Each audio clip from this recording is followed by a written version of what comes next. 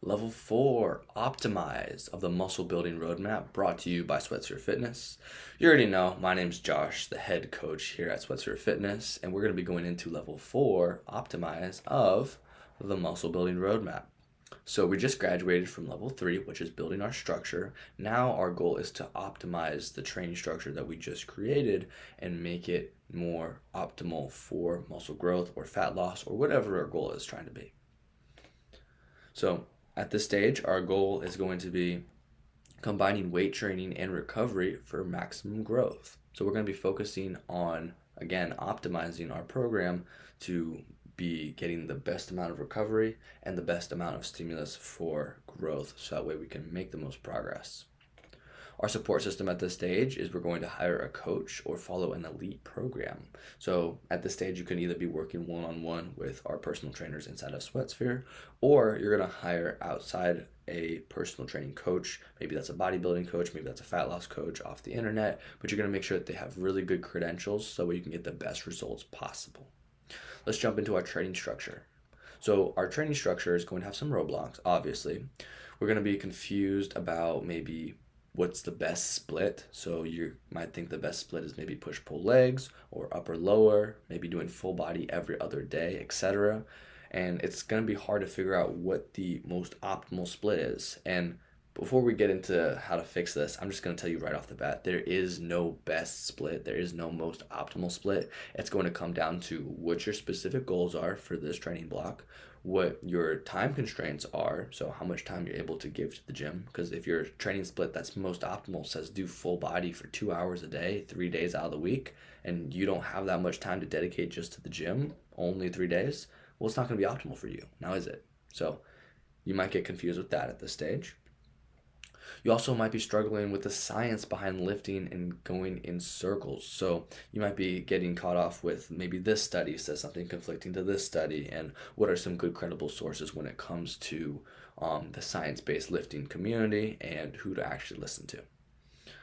Another common mistake that you might have that will be keeping us roadblocked is training with intention, but you won't train to failure to minimize fatigue. Now, this is a common thing that is very, very common in the science-based community, that people will train without hitting their limits, right? So not testing how far you're able to push for stimulus to grow in the gym. And now some of the science says that you can train maybe 2 reps in reserve or maybe 1 reps in reserve, but it really comes down to understanding your own body, and we'll talk about that more on level 5, which is personalized, but really understanding how far you're able to go and then training based off of that being your intensity. So we'll talk more about that on level 5 though. Another common mistake is shifting focus from compound movements to machines for optimization. So you might have heard in the science-based community that the more stable you are in a movement, the better it is for growth. And that is true. That is 100% true. If you're more stable in any kind of weightlifting setting, you're going to be able to generate more force. Now, that doesn't mean that you have to cut out compound movements completely, like your squats, bench, deadlifts, but that just means that you have to get good at stabilizing, or you have to really make sure that you are stable in your movements, right? Now, a lot of people will take that as only do machines for the best amount of growth, and to a point, that could be correct, but if you don't enjoy doing machines, it's not going to be very optimal because you're not going to be able to train with your fullest intensity anyway. So make sure that you're training with a style that you like to train with, and make sure that you're still being stable so that you're not pushing suboptimally, we would say. And last, you might be designing workouts to build muscle efficiently, but you can't seem to get it right. And this is very common, right? So when you're building your own optimized program, it's very difficult to figure out, what days to hit certain muscle groups, and that can get confusing. So how do we fix these? In order to graduate, we need to design a split with recovery, intensity, and progression in mind, not just what feels good or looks good on paper. So this is very important, that intensity part I kind of talked about earlier. So we're going to space out high intensity lifts across the week to avoid overloading your nervous system. And I can talk about this as well. Doing lots of heavy lifting back to back throughout the week is going to make you very fatigued. So we need to space out our high intensity lifts throughout the week, as well as trying to hit every muscle group at least twice a week, so that way we're seeing enough time for recovery between sessions. We're hitting the muscle with enough frequency to actually stimulate consistent growth. We're also going to adjust our training volume based on your goals and how well you're recovering each week. So your training volume being how many sets and reps you do each session. Now we're going to adjust this based off of how we track, which we're going to talk about in tools and tracking, but we're going to want to make sure that we're tracking and adjusting accordingly to how much you're recovering from. Now we're also going to plan a lower intensity deload week every 4 to 6 weeks to prevent burnout and stay injury free. Now this week we're going to be focusing on better technique, focusing more on mind-muscle connection, as well as letting our central nervous system kind of relax and recover from all the heavy, intense training that we've been doing building up to this point. So it's very important to program in every 4 to 6 weeks, just a week. We would call it a deload week, but you could also think of it as getting your technique back on track. And last, we're going to start using RPE, which is rate of perceived exertion, or RIR, which is reps in reserve, to train with purpose. Not every session needs to be the max effort. So when we're training with RPE or RIR, we're going to make sure that we're focusing on having some reps left in the tank, or maybe we're not going all the way to our fullest level of failure. And that's okay sometimes. It's okay to train not to failure on every single set. However, the majority of our working sets should be to 1 RIR or 0 RIR and going to that point of failure, because if you don't take yourself to the amount of intensity that you need to stimulate growth, you're not going to see as much results as you would training with maybe 5 reps in reserve or a rate of perceived exertion of maybe like a 3 where you had 3 more reps in the tank. So it's really important at this stage to use reps in reserves or rate of perceived exertion to gauge how close you were to failure, but you're also going to want to do your best to push past that and get to failure on the majority of your working sets. All right, let's talk about our fitness focus. So some common roadblocks at this stage of optimization. We're training hard, but we're not seeing the precise results you expected. You also might be overwhelmed by conflicting advice. So this is very, very common, especially when we're trying to optimize. We're really getting into the weeds of the science-based community, and there's so much conflicting advice. Train to failure, don't train to failure. What are some other common ones? Make sure that you're in total stability when you're doing your exercises. Oh, don't be in any kind of stability. Train in unstable environments. This will help with your stabilized muscles. This is very, very difficult when it comes to trying to figure out, well, what's the best for my specific goals. We might be stuck in routines that worked before but aren't moving the needle now. Now, it's really easy to get stuck in the same routine that you were doing when you were building the structure for your program, but over time, that same structure can lead to plateaus, and it's really easy to get caught off. And there's some simple changes that we could do to that original structure to optimize it, and we'll get into that in a second. Progress feels slower, even though effort is higher, so you might be putting in more work, but your progress might be slowing down. Tweaking things constantly, so you might be getting injured, maybe you're bordering that line of doing too much or overtraining. It also might be unclear if your workouts, nutrition, and recovery are fully aligned. Again, it really is hard to know if what you're doing is correct, especially at this stage. You might be feeling like you're doing a lot, but it's not necessarily doing what matters most. Frustration creeping in because you're chasing precision, but hitting plateaus. And these are all normal feelings. That's why we have them listed out as the common roadblocks. So how do we fix these? In order to graduate, we need to dial in our SMART, so measurable goals aligned with training phases, cycles, so hypertrophy, strength, or fat loss, and tie them to performance markers, not just aesthetics. First thing we're going to do is we're going to define our current phase. So do we want to bulk, cut, maintain, or do we want performance? Set a clear 6 to 8 week goal. When we're talking about bulking, cutting, maintaining, or performance, we're really going to be just changing the amount of calories that we're eating. But it's really important to do so because the amount of calories you're eating could be the difference between getting leaner or gaining more weight and getting stronger. So it really does make a difference. If you're on a calorie deficit diet and you're getting leaner, but your goal is to get stronger and you don't really care about your abs, well then if you're going on a cut, that doesn't really make sense. There are some ways to tweak that and optimize for better performance. Tracking meaningful metrics like strength gain, body measurements, energy levels, and weekly weigh-in trends are going to be super important, especially at this level of optimization. Because yes, there's so much information already out there online, but the way that it works best is when you figure out what works best for you. And this way we can personalize our training, which we'll talk about more in level 5. But we're going to get closer to the personalization phase of our training, but first we have to optimize it. We're also going to start aligning our training and nutrition to match the phase using reps, volume, and macros that support your goal. So this is exactly what I just mentioned earlier. When we're doing a bulk cut or maintenance, we really want to make sure that our nutrition is dialed in with the amount of calories we need to be consuming if we're trying to get stronger or maybe just maintain weight as we get leaner.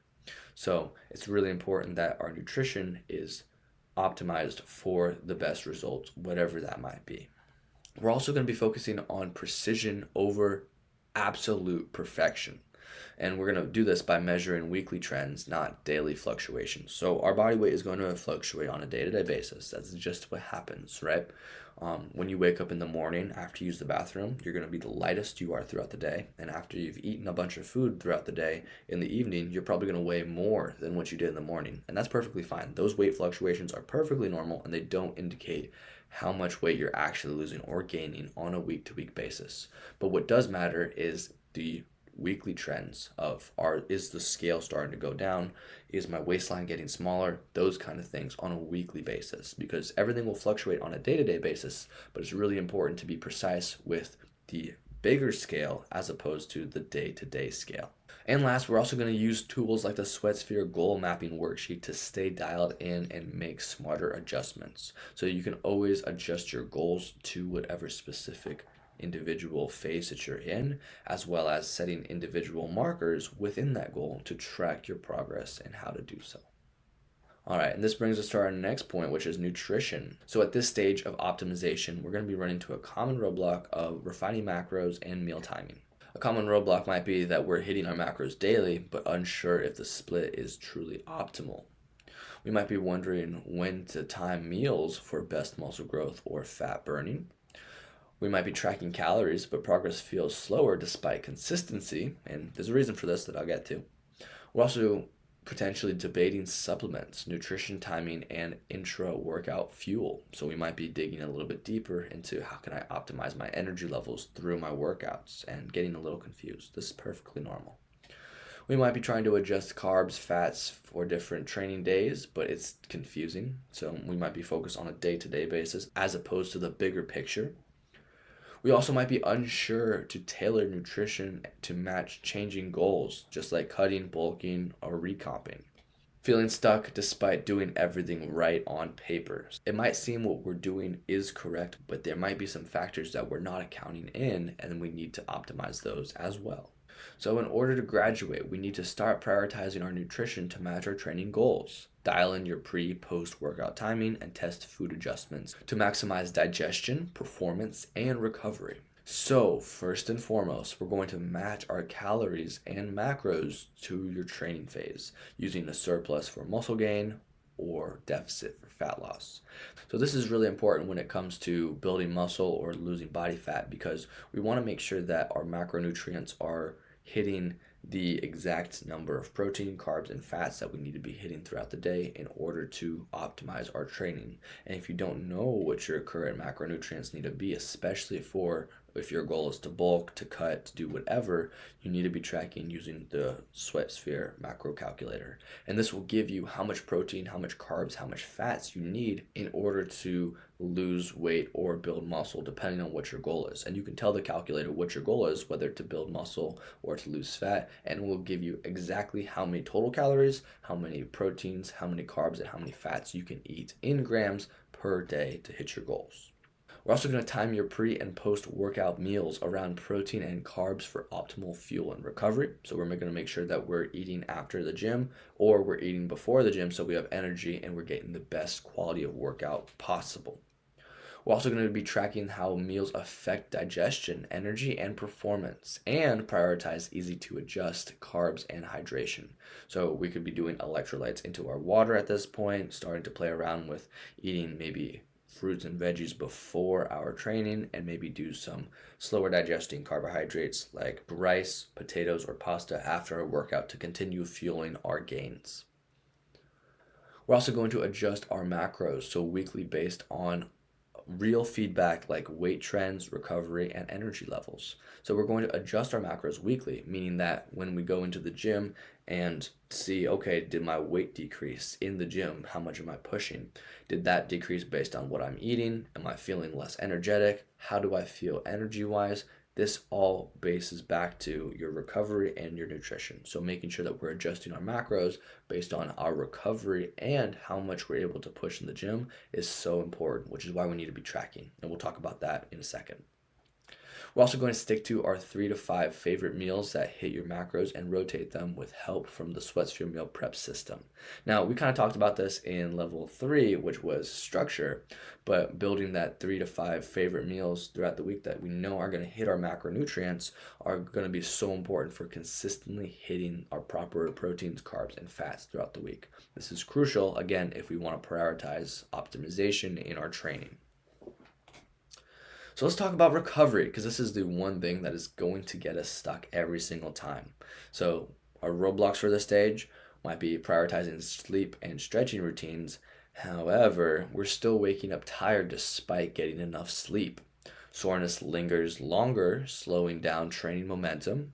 Energy dips during workouts, even with solid consistency. We might be stuck in a loop of training hard without fully recovering, and we might be unsure which recovery tools actually make a difference. Now, these are really, really simple to fix, so let's go ahead and graduate. So in order to graduate, we need to implement a structured recovery system that includes deep sleep routines, active recovery, and nervous system regulation techniques to maximize the results between sessions. Now, that's a lot of words to say. We just need to relax more, okay? And how we do this is we're going to set a consistent sleep schedule and use a 90-minute sleep cycle to boost deep and REM sleep quality, REM sleep. This is super crucial because when we're in deep REM sleep, this is when our body is going to repair itself and also produce growth hormone. This is going to help us build more muscle, which will raise our basal metabolic rate, or our BMR, and that helps us lose fat over time because now our BMR is raised. That means that we have more calories to eat, and it's going to be an easier time putting you into a caloric deficit, which in turn helps you lose weight. We're also going to add 1 to 2 active recovery days with light movement to reduce soreness and improve mobility. It's so important to improve our mobility, especially when we have a tough workout the day before or even 2 days before, to really break down the lactic acid buildup that might be accumulating in our muscles, and this will help us recover by getting more blood flow and more circulation to the sore muscle that had been broken down, that we now have to repair and then have more growth put on top of that. We're going to use deload weeks to monitor HRV, or resting heart rate, to manage our CNS fatigue and avoid burnout. So HRV is just our heart rate variability, and our CNS is our central nervous system. So we're going to want to make sure that we're minimizing our central nervous system fatigue and we're not having our heart rate go too high. We're also going to practice breath work, meditation, or contrast showers to activate your parasympathetic nervous system and accelerate recovery.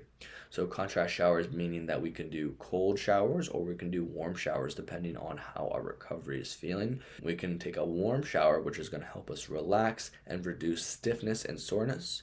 If we want to reduce inflammation, we can take a cold shower. Now, taking a cold shower directly after a workout is not going to be an ideal way to recover, simply because constricting the blood vessels in the muscle is going to reduce the amount of stimulus for growth that we can actually now grow upon after we've done a very intense lift. So it's better to do a warm shower or maybe be in the sauna for like 10-15 minutes after a hard workout and then go about the rest of your day. So make sure that we're doing our contrast showers depending on what time of day it is and when we do our training. We're also going to fuel recovery with post-workout protein, carbs, and electrolytes, and stay hydrated with half your body weight in ounces of water daily. Now, this is really important because you can be doing everything else right, but if you're not staying hydrated, you're not going to have the energy to push through your workouts. And if you're not properly hydrating, with electrolytes, your body's not going to be able to respond to the amount of hydration you're putting in. And if you're doing a lot of high intensity cardio, or even if you're just having a really intense training session with your resistance training, you're going to be sweating a lot. And if you sweat a lot, you're going to be getting rid of a lot of the minerals and nutrients from your electrolytes. You're going to be sweating them out through your skin, and that's going to dehydrate you a lot quicker. Make sure that you are taking your electrolytes, and make sure that you are fueling your body up with energy in the form of carbs and proteins after your workout. On to tools and tracking. So what are some common issues that you might be having with tools and tracking? So we might be tracking our lifts, our sleep, our steps, our hydration. We're doing the whole 9 yards, logging workouts and meals, but we're not sure how to interpret the data. So this can be a common one. You might have all the data, but it can be really hard to take a look and see what needs to be changed or what any of it means in the first place. So we've done a great job before of building up our structure, building up our commitment, and identifying what it is that we're trying to do with our fitness. But now we're trying to optimize and make the data work for us as opposed to just be there, something that you do. So we're going to take the data that we've accumulated and we're going to interpret it, and we're going to get to that in a second. You might be making changes based on guesswork, not clear trends or feedback. You might be making changes to your programming or your nutrition based off of what you might find on the internet, which is good, but if you're not going off of what's been consistently working for you or figuring out how to optimize your own personal training, it could come back to bite you. Progress stalls despite tracking everything perfectly, unsure which metrics actually matter for your specific goals, relying on apps and spreadsheets but not using them to guide real-time decisions. And this is very, very cool because this is a great turning point in our nutrition and health, because we've taken the data, we know how to track, we know how to track our macros, we know how to track our sleep, we know how to track everything down to a T, but we don't know what to do in order to make it the best possible. And that's very common, especially with people at the stage level 4 optimize. All right, so in order to graduate, we need to level up your fitness tracking systems by using advanced metrics and weekly analysis to course correct and break plateaus and optimize lifting performance. So how do we do this? We're going to use weekly performance reviews, reflect on your workouts and recovery, and focus on one goal for next week. So the next thing that we're going to do is we're also going to start tracking our progressive overload using some charts. Now the way you can do this is you can take your SweatSphere Fitness logbook and you can determine which weights or what exercises you want to focus on, whether that be your compound lifts, maybe you want to focus on some functional movements, whatever it is, you're going to track your weight on a week-to-week basis and your daily using the logbooks, and then you're going to take those numbers of how much weight you're able to do and you're going to put it into a spreadsheet and you're going to create a chart. What this is going to do is going to allow you to see over time of how you're able to progress in weight and then decrease in weight depending on what your nutrition looks like for that time period or how you're progressing on a long-term basis. We're also going to start tracking our habits for consistency. So we're going to use checklists to stay on top of water, steps, supplements, and meals, making sure that we're getting all of our meals in, making sure that we're optimizing the amount of steps we get during the day, activity and burn calories, and make sure that we're getting hydrated by drinking lots of water and taking our electrolyte supplements. We're also going to use a feedback loop of coaching. So we're going to join SweatSphere Fitness Q&As to review your data and make adjustments that move the needle. So you and me can go talk about what you're currently doing and what we need to progress. And if you guys want more one-on-one help with me personally, you can also, once joining, we can talk more about how to work one-on-one.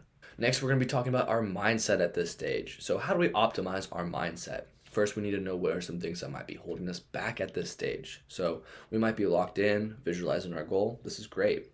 We also might be feeling like your effort deserves quicker results. This is very common, especially when you're starting the most optimized plan or the most optimized split for your training routine.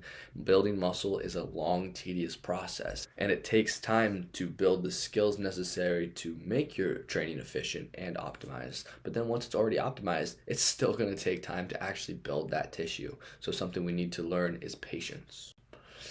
Frustration creeping in, and despite doing everything right by the book, we still might not be seeing that quick results. And that's, again, perfectly fine. You're going to see results. And that's why it's really important to set your expectations and make sure that you know what you're getting into when you start your fitness journey. You might be obsessively checking progress markers with little change, so you might be overly focused on things like how big your biceps grow in the span of 1 week, or you might be overly obsessing on how strategic you are with your training. And it's good to obsess, but being over obsessive can lead to burnout and mental fatigue. You also might be battling impatience and doubt, even though you already know that it takes time. So, how do we fix this? In order to graduate, we need to evolve into a strategic lifter. Legs, macros dialed in, and your physique is noticeably changing. But we need to understand that your mentality and your mindset towards your lifting journey is going to be what takes you from being optimized to being personalized. We'll talk about in the next one. But in order to get there, we first need to understand that progress isn't just in the mirror. It's in how strong, focused, and capable you feel. So make sure that you do focus on encouraging yourself and building that discipline, because discipline is the best thing that you can do when it comes to optimizing your training. Because even on those days when you feel like not coming in, understanding that you need to hit those workouts with just the same amount of intensity as you did the week or day before is so important to seeing consistent progress. We also need to understand that mastering the basics beats consistently chasing the next new thing. So if we're constantly going after the new science-based split, or if we're constantly following the new studies that just dropped on why this is more optimal than this, we're going to get burnt out. Stick to the basics, stay with what you know, and experiment with your training as well as track your progress. That's the best thing that you can do, especially when we're trying to optimize. Frustration is fuel, and let it drive you, not defeat you. So if you're angry or upset with other things in your day-to-day life, or maybe some other aspects of your mental health might be diminishing, make sure that you're using that as motivation towards your lifts, and be positive that you are changing for the better. No matter what life might throw at you, you stay resilient and you beat that frustration, and you can use it even as fuel in the gym. Small goals like consistent meals or perfect reps create big momentum. So making sure that you're critiquing your form and optimizing your nutrition can set little wins like we talked about previously. Setting those are so crucial to our mental state and our mindset when it comes to actually building these habits and routines into your lifestyle. So make sure that you celebrate those when you have them. And last, your environment shapes your mindset. So train around those who elevate you. That's why being a part of a community or a lifting community is going to be so crucial for your success. Those days that you don't want to come and show up will be there to push you and motivate you. And the bottom line, good enough isn't enough. Precision.